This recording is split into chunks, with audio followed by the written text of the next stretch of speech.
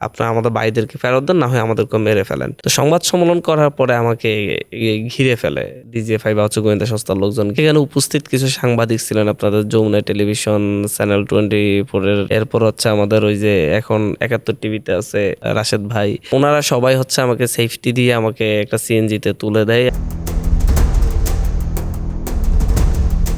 জনস্বাস্থ্যের সামনে আমি ইয়াসহ আপনার আমাদের মাহিন সরকার ভাইকে নিয়ে গিয়ে ওখানে একটা সংবাদ সম্মেলন করি, যে হচ্ছে সরকারকে কিছু প্রশ্ন করি। এটা খুব মানে আমার খুব আবেগঘন একটা সংবাদ সম্মেলন ছিল। এটা আপনারা আমরা দেখেছিলাম মিডিয়া খুব মানে সাথে সাথে বাংলাদেশের মিডিয়াগুলো প্রথমে এটাকে করার নাই। এটা মনে হয় আমি হচ্ছে মঙ্গলবারে সংবাদ সম্মেলন করি, বৃহস্পতিবারে গিয়ে হচ্ছে ডিবিসি একটা অংশ ছাড়ে, তারপর অন্যান্য টেলিভিশন অল্প অল্প করে ছাড়ে, ইউটিউবে ছাড়ে, কিন্তু হচ্ছে কোনো মিডিয়াতে দেয়নি। অথচ আমাদের কর্মসূচি ছিল বুধবার বৃহস্পতিবার ওই ঘোষণার মধ্যে। আমি তখন বলি আর কি, যে হচ্ছে আপনারা এখন আলোচনার জন্য ডাকতেছেন, আপনারা এতদিন কোথায় ছিলেন? এতদিন তো আলোচনার জন্য ডাকেন না। আমরা তো বলছি আলোচনা করি, সমাধান করি, আপনারা তো পাত্তা দেন নাই।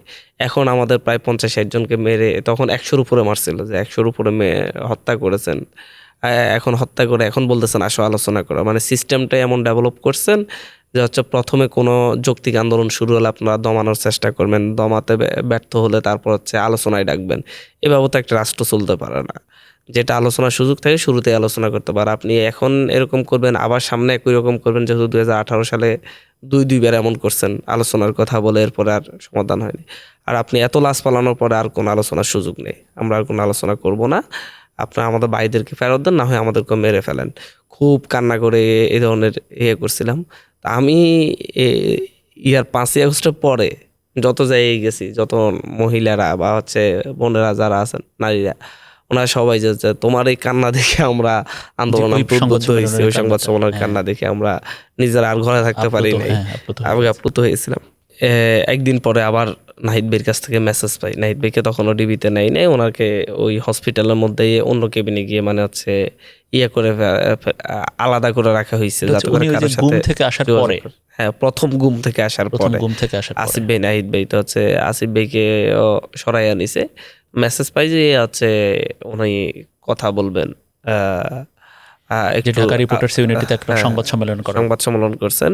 ওই সংবাদ সম্মেলন মেসেজ আমাকে দিয়েছিলেন, আমি কিন্তু মেসেজটা পাইনি, যেহেতু আমরা ফোন অফ করে রাখতাম, আবার খুলতাম। তখন আমি হচ্ছে বসিলার দিকে থাকি, মোহাম্মদপুর। ওখানে একদিন থেকে 2 দিন থেকে যে হচ্ছে মনে হচ্ছে যে হচ্ছে অলওয়েজ একটা বসিলা, ওখানে আমার এক মামার বাসায় হচ্ছে, ওখানে চলে যাই। ওখানে 1-2 দিন থেকে এরপরে আমার চেঞ্জ হয়ে হচ্ছে আমি বসিলা থেকেই হচ্ছে আইসা সংবাদ সম্মেলনটা করছিলাম।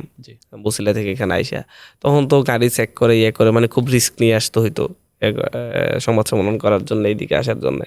তো সংবাদ সম্মেলন করার পরে আমাকে ঘিরে ফেলে ডিজিএফআই বা হচ্ছে গোয়েন্দা সংস্থার লোকজন, ঘিরে ফেলে এখান থেকে আমাকে নেওয়ার চেষ্টা করে।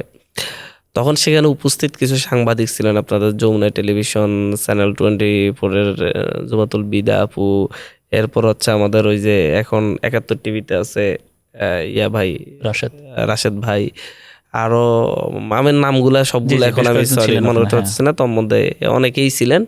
ওনারা সবাই হচ্ছে আমাকে সেফটি দিয়ে আমাকে একটা সিএনজিতে তুলে দেয়, এবং এই সিএনজিতে মানে খুব শক্ত আমাকে সেফটি দেয় ওনারা সিএনজিতে উঠা।